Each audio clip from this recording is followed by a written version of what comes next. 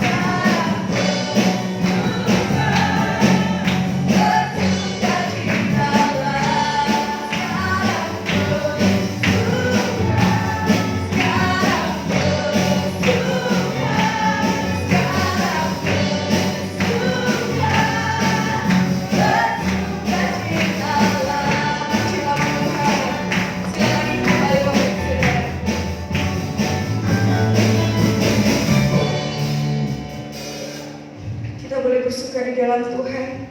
Karena kita mempunyai satu sobat yang begitu setia, yaitu siapa? Saya tidak mendengar ya. Ada salah satu sobat kita yang paling setia, yaitu siapa?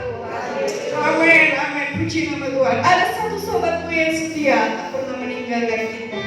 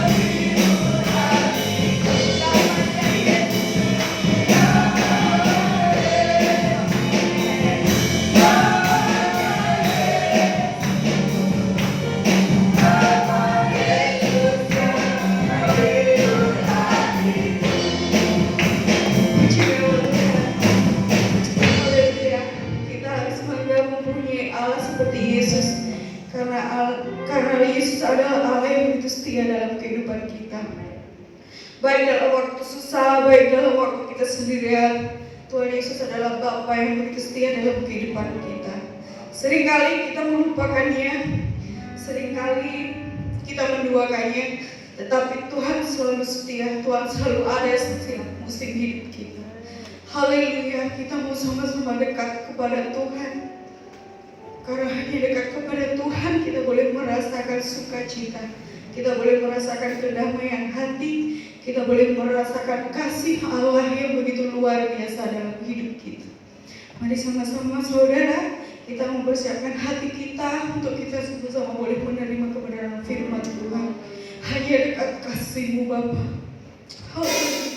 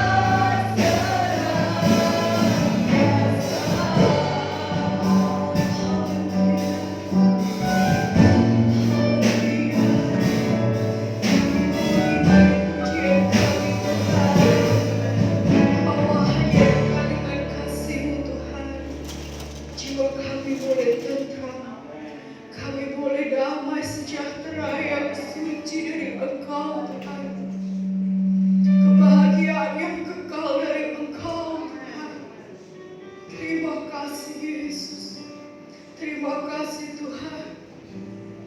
Apapun keadaan kami, Engkau menerimanya dengan sepenuh hati-Mu Tuhan. Oh, terima kasih Yesus. Engkau sungguh baik, bahkan begitu sangat baik dalam hidup kami. Terima kasih buat setiap lawatan-Mu Tuhan. Terima kasih buat setiap penyertaan-Mu dalam hidup kami. Kami masih boleh merasakan nafas kehidupan hingga sampai saat sore hari ini. Itu semua karena anugerah-Mu Tuhan. Oh, haleluya. Ubah kami Tuhan. Layakan kami. Bentuk kami Tuhan. Untuk kami boleh menjadi pelaku-pelaku firman-Mu Tuhan.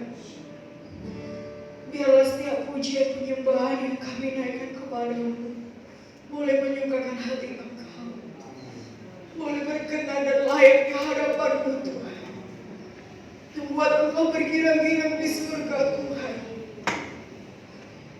menyatakan bahwa Engkau bangga memiliki kami Tuhan. Oh, haleluya, haleluya.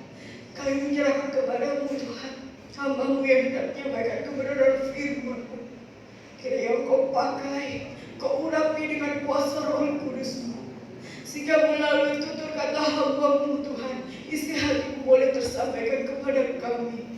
Urapi setiap kami jemaat-Mu Tuhan yang ada pada saat sore hari ini. Biarlah kami boleh layak untuk menerima firman-Mu, untuk kami boleh mendengarkan firman-Mu, terlebih kami boleh menjadi pelaku firman-Mu Tuhan. Terima kasih Bapakku yang baik. Inilah seluruh doa kami. Ucapan syukur kami yang tak terbatas hanya kami sampaikan di dalam satu nama yang indah, yaitu Tuhan Yesus Kristus. Haleluya. Amin.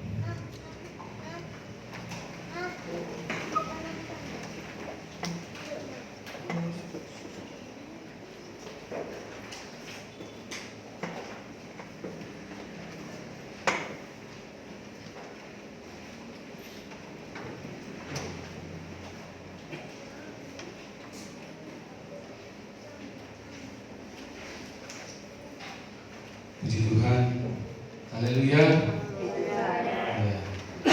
Hanya Tuhan Yesus yang mengerti ya, sampai kedalaman hati. Dan Dia sahabat yang sejati, yang tak pernah meninggalkan saya dan saudara. Apapun keadaan saudara, baik senang, susah, dikatakan walaupun sendirian, tapi Dia tetap ada. Puji Tuhan. Kita akan dengarkan firman Tuhan yang dalam Yeremia pasal yang 9. Yeremia pasal yang 9 ayat yang ke-23 dan 24.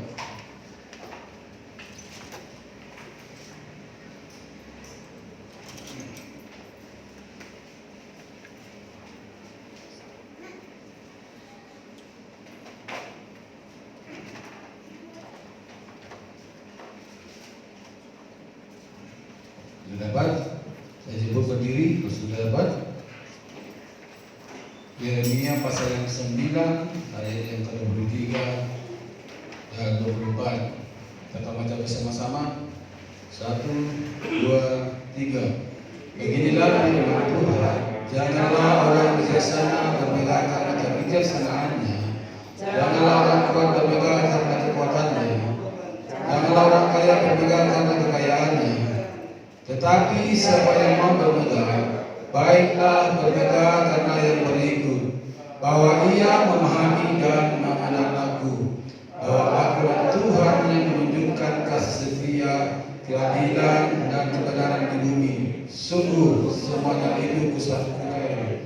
Demikianlah firman Tuhan. Amin. Puji Tuhan. Kembali, terima kasih. Firman Tuhan saya beri judul mengenal Allah adalah kebahagiaan. Ya, mengenal Allah sesuai dengan tema tadi, kebahagiaan. Mengenal Allah adalah kebahagiaan manusia. Ya.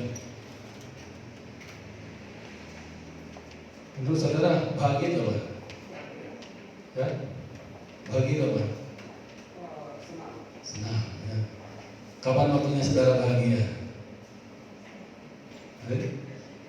Setiap kita bahagia? Dengan apa saudara mengukur kebahagiaan itu? Ya? Dengan apa? Kita berkata saya bahagia, ya. Tapi dengan apakah kita mengukur kebahagiaan ini? Apakah saudara punya uang banyak? Ya. Senang nggak? Senang nggak pakai uang banyak? Ya senang mesti ya. Ya. Bisa makan enak ya. Sip ya. Semuanya bisa dimakan. Punya kedudukan ya. Pendidikan yang tinggi. Punya mobil, wah ya. Mobil mewah, rumah mewah, naik sawah katanya. Mewah itu. Ya. Apakah saudara benar-benar bahagia jika saudara punya banyak uang, punya mobil, semuanya ada, benar-benar bahagia? Ya? Bahagia enggak? Senang punya banyak uang, tapi belum tentu bahagia. Benar ya? Benar enggak? Ya.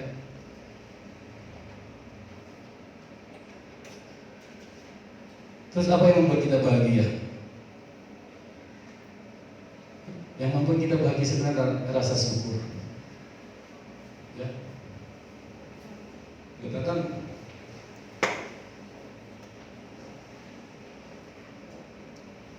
bukan kebahagiaan yang membuat kita bersyukur, tapi syukur yang membuat kita bahagia.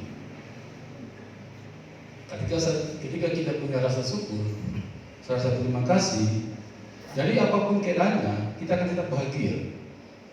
Benar? Ya. Tidak punya mobil, tidak punya rumah mewah. Yang penting kontrak, masih kontrakan masih. Yang masih kontrakan ya, kita kan punya rumah gitu ya, kontraktor nih ya. Ya. Benar ya? Kan disyukuri gitu ya. Kalau saudara nggak bersyukur, ya, susah hidupnya. Benar ya?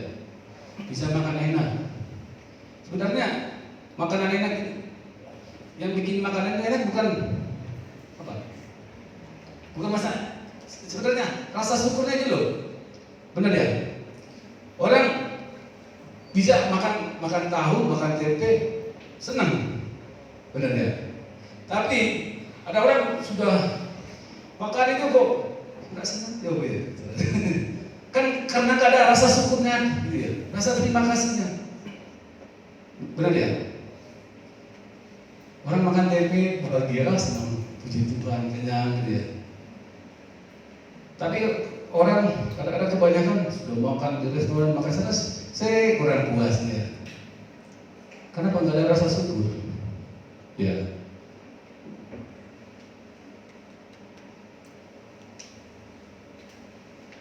Segala sesuatu yang sederhana kalau disyukuri, bisa bikin senang, bisa bikin bahagia.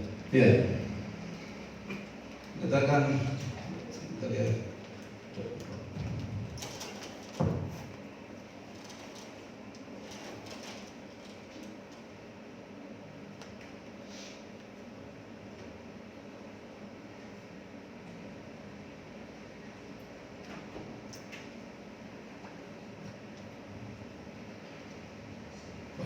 Banyak uang bahagia katanya. Tapi kebanyakan orang dikatakan pernah saya dari pagi ada satu pasien curhat sama dokternya, orang kaya, gak bisa tidur. Ya. Kalau saya bisa tidur 1 jam 1 hari itu sudah luar biasa katanya. Tapi dokternya berkata, Pak, kalau saya sambil duduk bisa tidur. Ya. Ya. Benar ya? Jadi kebahagiaan itu ya itu bukan ditentukan dengan apa yang ada, tapi rasa syukur kita.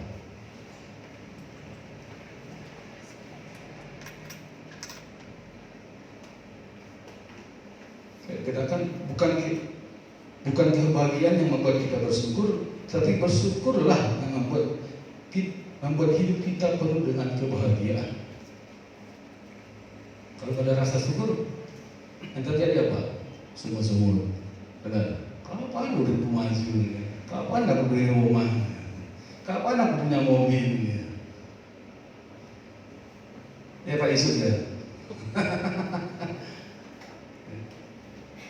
Dulu waktu kerja di Kalimantan banyak uang dia, tapi nggak bahagia, jauh dari keluarga dia. Benar ya Pak Yusuda? Iya, karena nggak kumpul sama keluarga. Tapi kumpul sama keluarga, pendapatan sedikit tapi bahagia ya. Ya.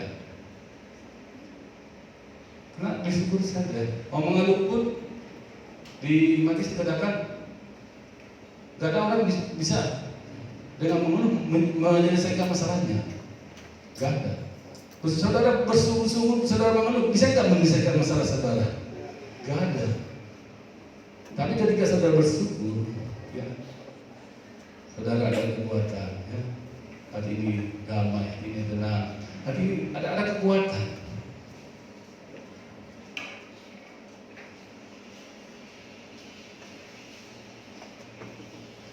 Semua pasti ingin bahagia, benar?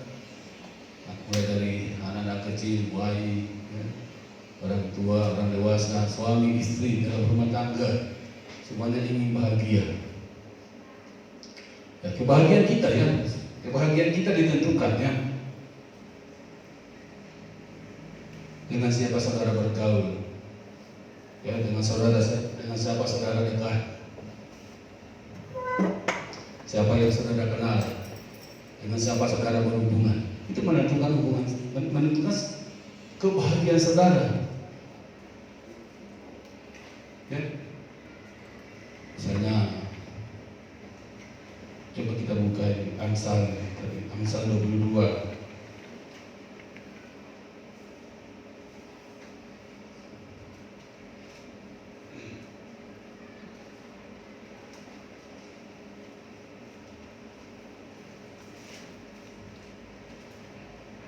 Ayat 24.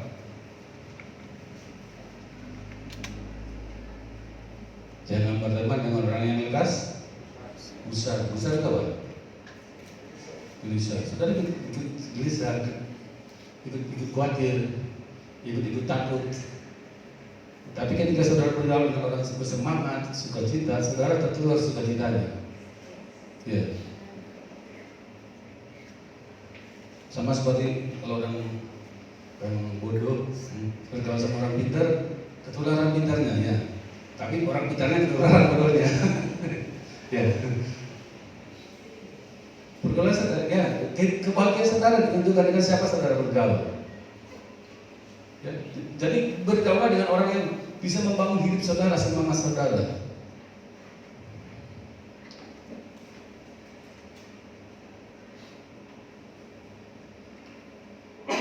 Ayat 25.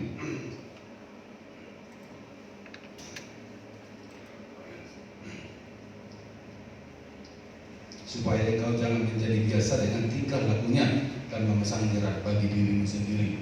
Ya, jadi ketika kita terbiasa bergaul dengan seorang pembingung, kita akan jadi peminum, pemabuk. Bergaul dengan penjudi, kita akan suka judi. Semuanya itu kan. Karena apa? Karena kita terbiasa. Lama-lama cuma dia, ya, nggak tertarik.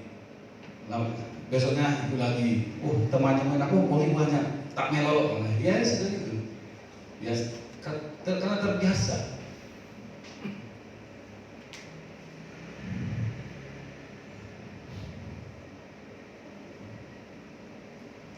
Kita kembali ke Yeremia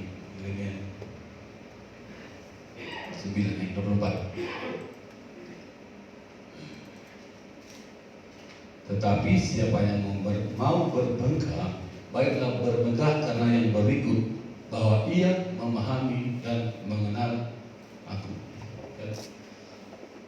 Berbengkak, baiklah kita bangga, ya, karena kita mengenal, kita bisa memahami Tuhan.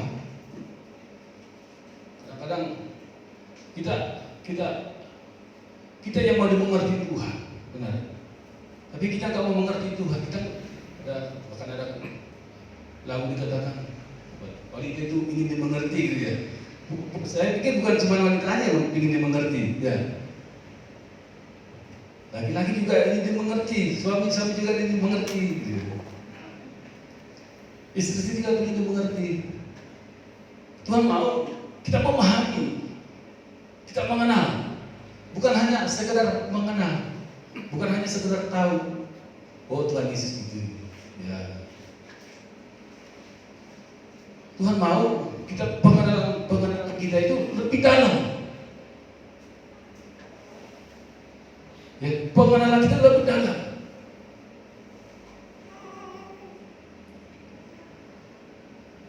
Saudara tahu perbedaannya kenal sama mengenal. Kenal itu kan cuma gladis, cuma gitu, ya. Hanya sebatas. Ya.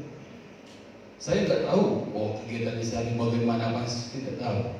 Ya, itu kan hanya sebatas kenal. Itu namanya kenal. Tapi mengenal itu mungkin sampai hatinya tahu, gitu ya. Sampai apa yang ada dalam hatinya tahu.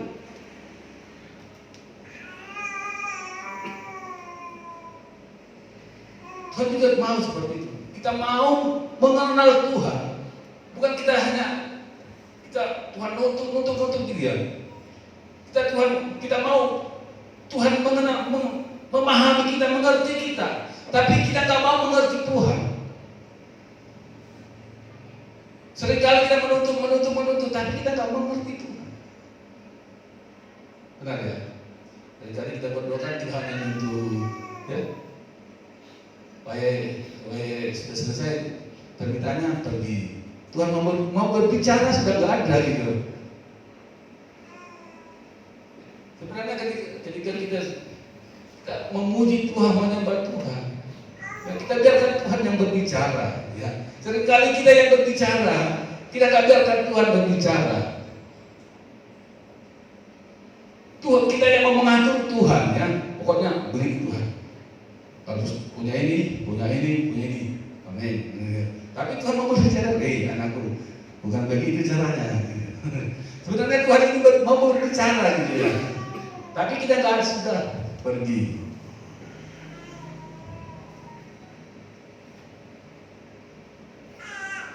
Mengenal itu apa ya? Ada hubungan yang intim, hubungan yang lebih dalam, ada komunikasi dua arah. Ya. Mengenal itu bicara tentang hubungan. Bagaimana hubungan kita dengan Tuhan? Bagaimana hubungan pribadi kita dengan Tuhan?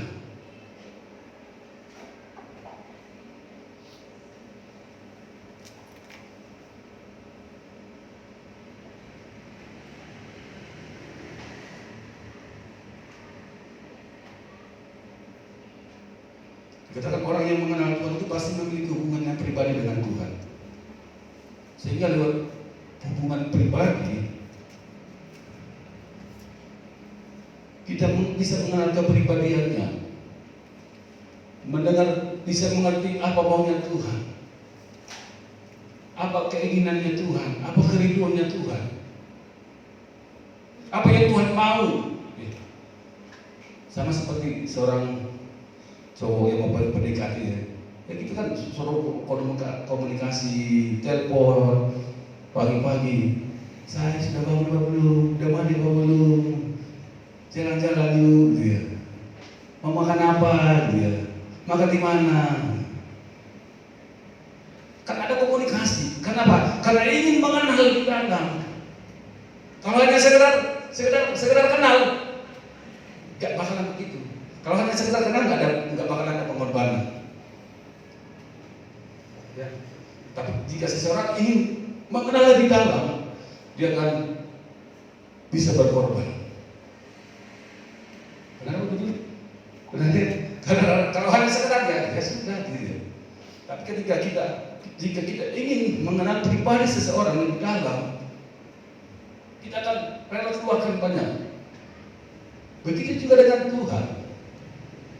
Jika kita ingin mengenal pribadi kita lebih dalam, kita harus korban waktu kita kepada Tuhan.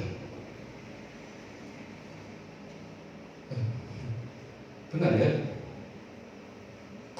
Korban semuanya lah. Korban hati semuanya korban. Namanya korban itu kalau nggak sakit bukan korban. Benar ya? Ketika saudara memberi persembahan, memberi korban, saudara belum terasa sakit, itu sebenarnya belum korban itu. Biar masa hewan korban itu Rasa sakit sampai lari-lari dia gitu. Sampai 20 orang karena nggak mau sakit rasanya gitu.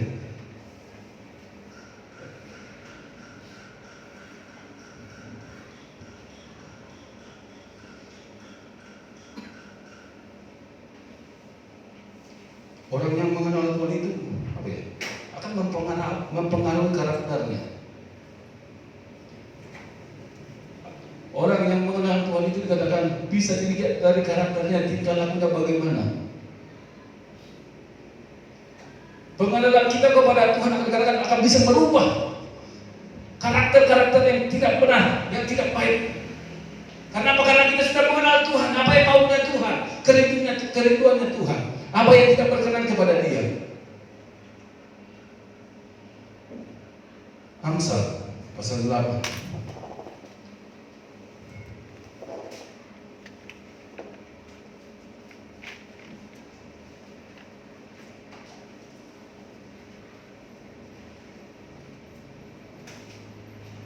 Ayat 13.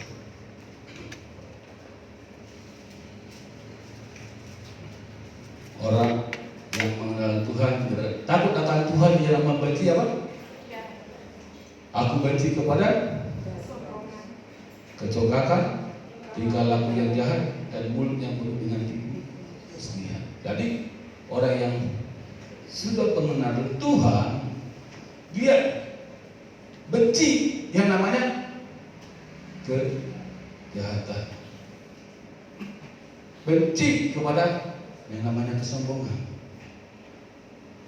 kecokakan. Jadi ketika saudara hanya kenal, hanya sebatas kenal, maka maka saudara belum bisa membedakan mana yang jahat, mana yang baik.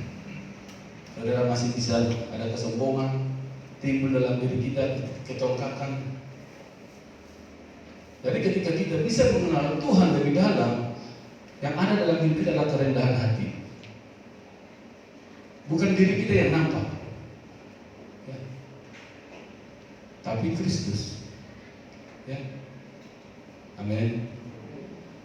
Orang yang mengenal Tuhan itu akan lama-lama akan sama seperti Yesus. Karakternya sama seperti Yesus. Jadi karakter-karakter yang jahat itu akan dibuang.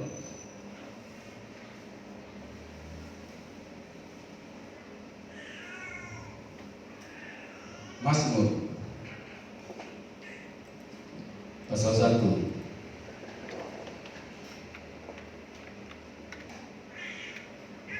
ayat 1.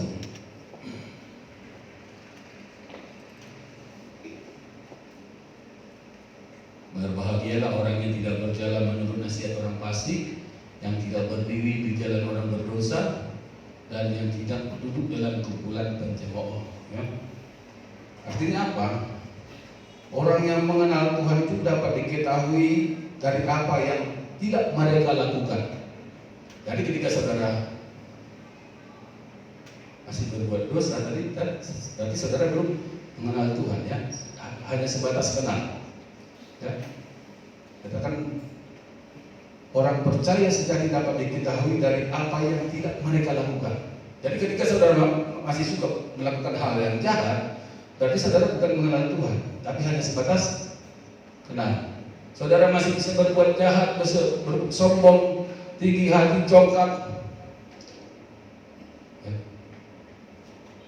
Katakan orang yang mengenal Tuhan dapat dilihat dari tempat yang tidak mereka kunjungi. Artinya apa? Jika saudara masih senang ke diskotik, mabuk, goyang-goyang, berarti saudara mengenal Tuhan. Ya. Saat suka ke tempat judi, ya, mabuk. Berarti katakan orang yang mengenal Tuhan ini dapat dilihat dari tempat-tempat yang mereka tidak kunjungi. Ya. Jadi yang mereka kunjungi, ya, ada di rumah Tuhan. Itu namanya ingin rindu mengenal Tuhan. Kalau di luar sana ini masih memuaskan dirinya sendiri,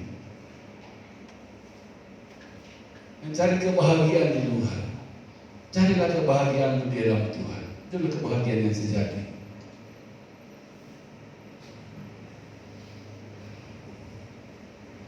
Mengenal Tuhan berarti kita hidup di dalam Dia dan Dia di dalam kita. Mengapa terjadi? Karena tadi itu ada hubungan, ada komunikasi. Yohanes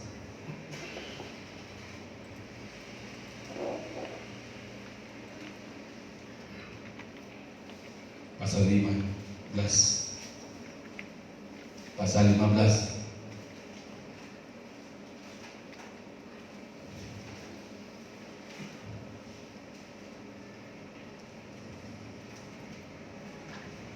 Ayat 4. Tinggallah di dalam aku dan aku di dalam kamu, sama seperti ranting tidak dapat berbuah dari dirinya sendiri kalau ia tidak tinggal pada pokok anggur, demikian juga kamu tidak berbuah jika kamu tidak tinggal di dalam aku. Ada hubungan, ya, melekat dengan Tuhan. Firman itu hidup di dalam kita. Kita hidup itu firman.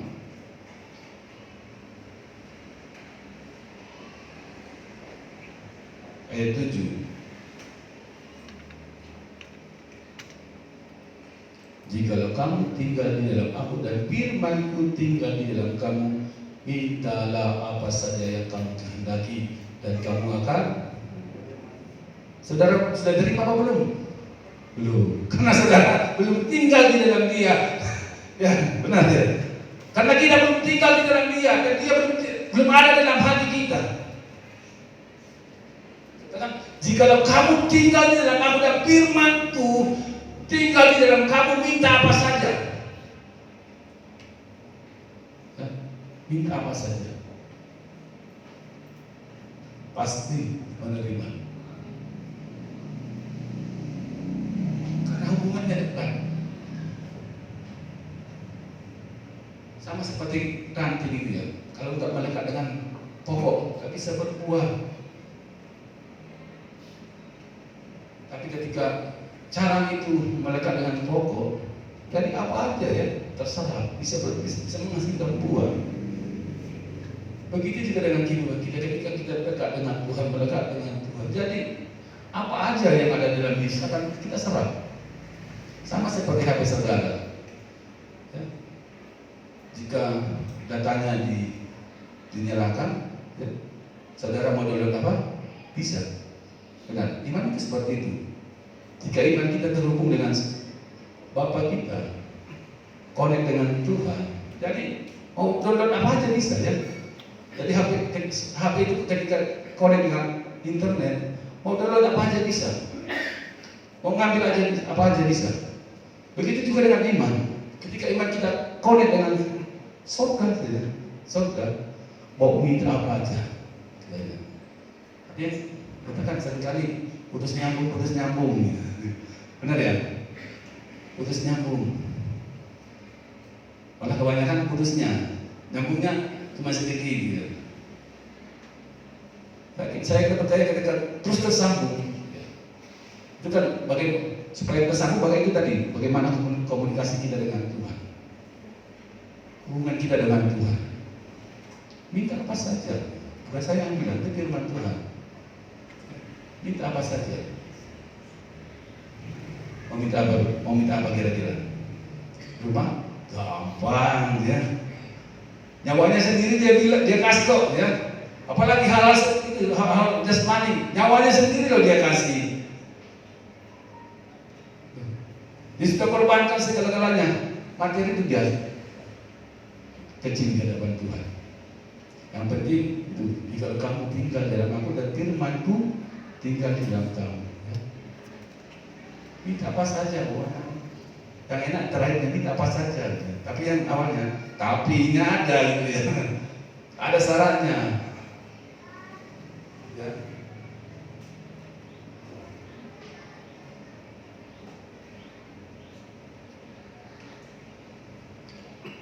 Jika kita mengenal Tuhan,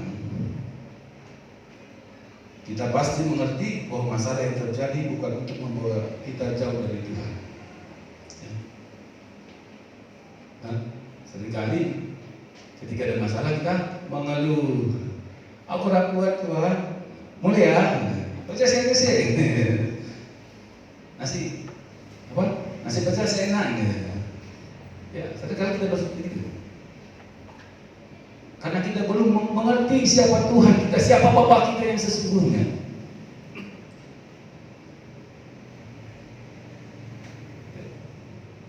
Katakan firman Tuhan, dia tidak pernah merancangkan hal yang jahat, hal yang buruk. Ya. Kita harus mengerti, mengenal Tuhan itu. Tuhan yang saudara ini harus saudara kita kenal dengan, harus kita bisa mengenal. Kalau kita hanya sekedar mengenal, ketika ada masalah, putus asa, menyerah, ya, bersungut-sungut, nos anggerejo, berdoa. Masalah tak boleh berhenti. Namanya hidup ya, bakalan pernah putus masalah.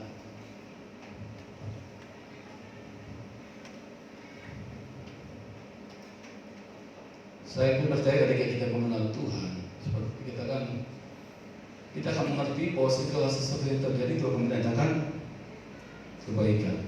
Roma pasal 8 ayat berapa? Ayat berapa? Ada yang tahu? 28 ya. Ya. Kita tahu sekarang bahwa Allah turut bekerja dalam segala sesuatu untuk mendatangkan kebaikan bagi mereka yang mengasihi Dia, yaitu bagi mereka yang terpanggil sesuai dengan rencana Allah. Saya percaya ketika kita bisa mengenal Tuhan lebih dalam, kita akan mengerti bahwa dalam setiap yang terjadi dalam hidup kita, Allah turut bekerja. Dia ada di dalam masalahmu. Dia adalah pergumulanmu, dia adalah masalah, di dalam sakit penyakitmu. Tapi jika kita hanya sekedar kenal, kita akan merasa sendiri. Oh, kita merasa bergumul sendiri. Tapi jika kita benar-benar mengenal Tuhan, kita tahu bahwa Dia tidak pernah meninggalkan kita.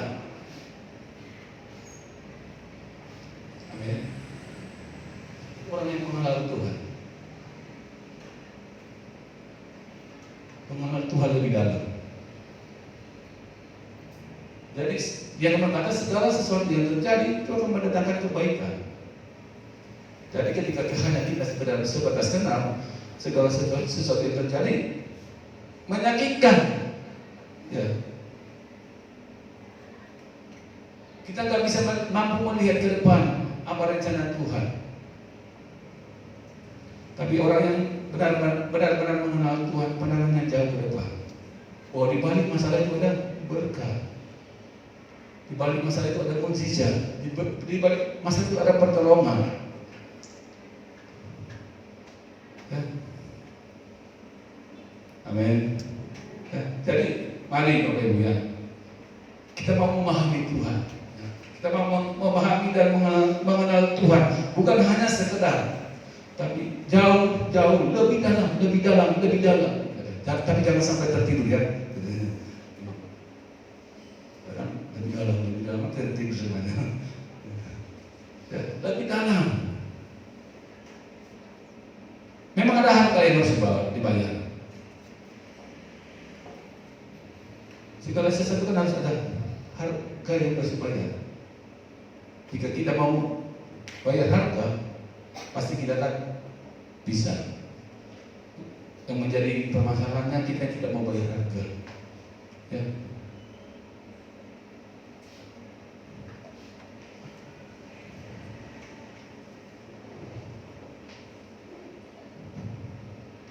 Kita kembali ke Yeremia tadi.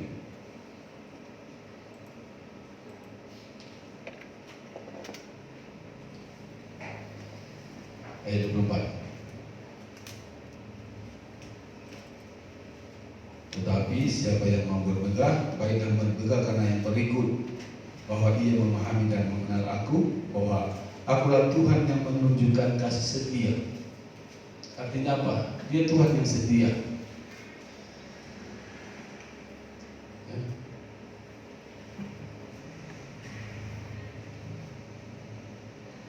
firman-Nya tetap setia. Kalau kita ada sampai saat ini bukti bahwa Tuhan itu adalah Tuhan yang setia. Dia tidak mengingkari janjinya.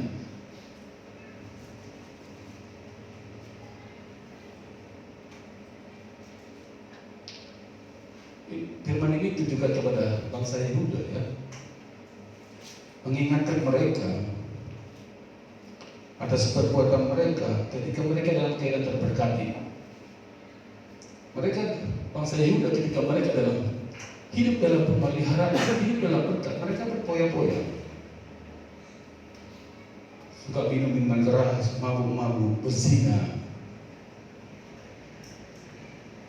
Ketika kehidupan mereka berkecukupan, bahkan berkelimpahan, mereka menjadi lupa kepada Tuhan dan tidak lagi mengakui bahwa berkat dan kekayaan itu tidak berasal dari Tuhan. Mereka berpikir bahwa segala sesuatu yang mereka terima itu karena kekuatan mereka sendiri. Makanya dikatakan kasih setia itu dikaitkan dengan kekayaan. Kalau kita lihat raja-raja Israel, ketika mereka dari bawah mereka setia, tapi ketika mereka ada di atas mereka berubah, kesetiaannya berubah. Jangan sampai keberhasilan mengubah hidup kita, ya.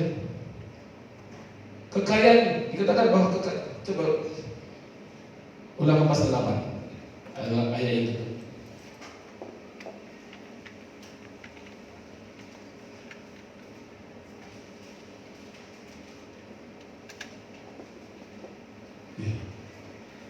Maka janganlah kau katakan dalam hatimu, kekuasaanku dan kekuatan tanganku lah yang membuat aku memperoleh kekayaan ini. 18. Tetapi haruslah engkau ingat kepada Tuhan Allahmu, sebab Dialah yang memberikan kekuatan kepadamu untuk memperoleh kekayaan.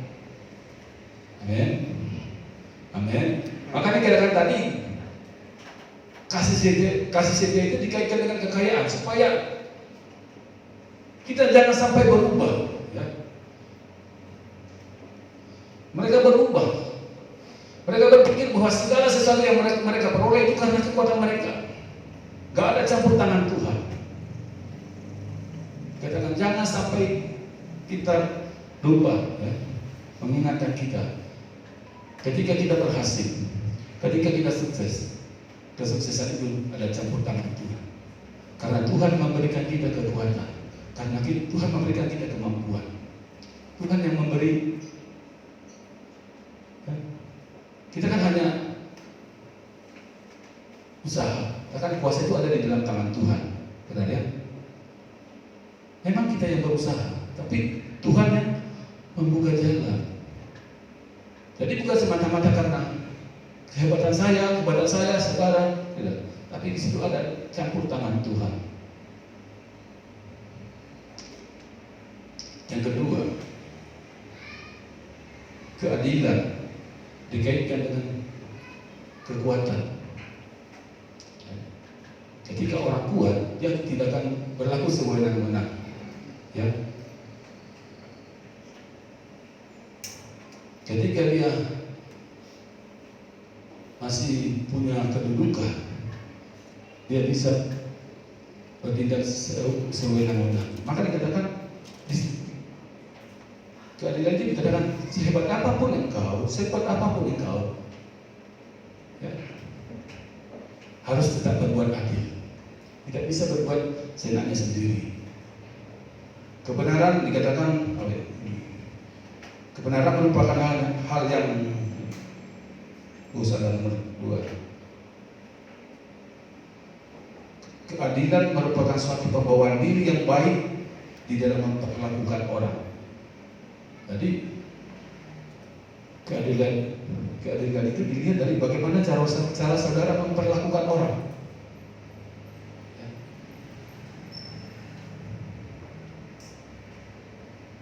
Membuat orang lain merasa aman, nyaman, berharga tanpa memandang latar belakangnya.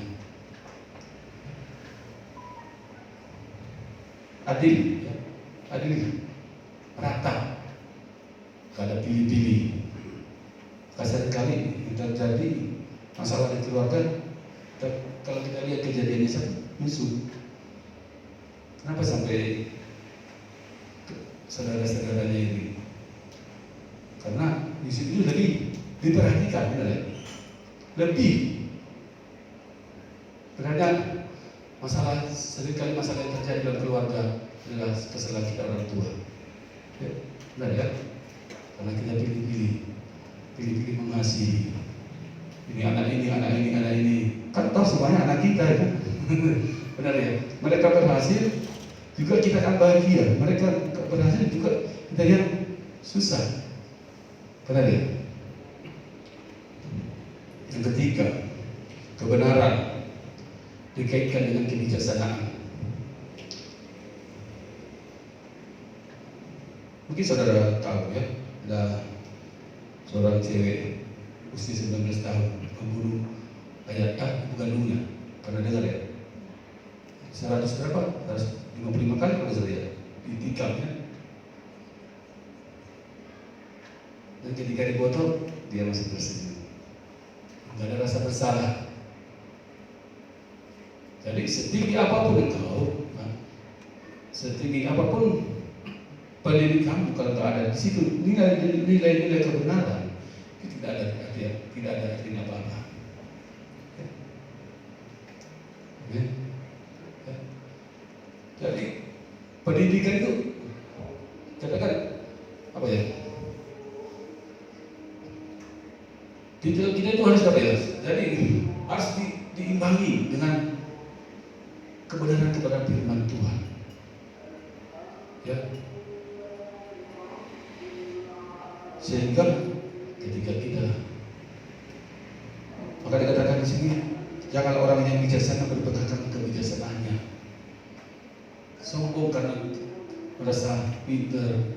Ya. Tapi ketika kita mengenal Tuhan, kita akan pakai kepintaran kita untuk kemuliaan nama Tuhan. Ya, kekuatan kita, kekayaan kita untuk hormat kemuliaan nama Tuhan. Ya, banyak orang kaya, tapi sedikit yang kaya di dalam Tuhan. Ya, benar ya? Benar. Ya. Saya percaya ketika kita sudah berhasil, sehingga kita bisa berkata, apa yang saya peroleh bukan milik saya, tapi pemberian Tuhan, sehingga kita masih bisa berbagi. Ya. Tapi ketika saudara mengenal Tuhan, saudara hanya sebatas kenal, apa kasih nang gereja? Ya. Tapi ketika saudara bisa mengenal Tuhan lebih dalam, semua ini kan karena berkat Tuhan. Ya.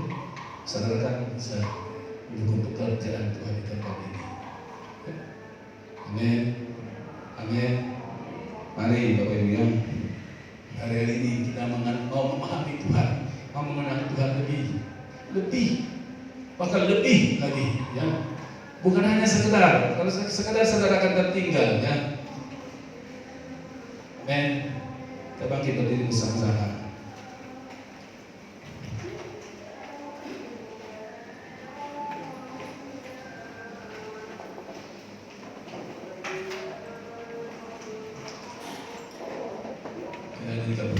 Agar kau mengenalmu. Tidak ada yang kita banggakan. Tidak ada yang kita banggakan dalam hidup ini.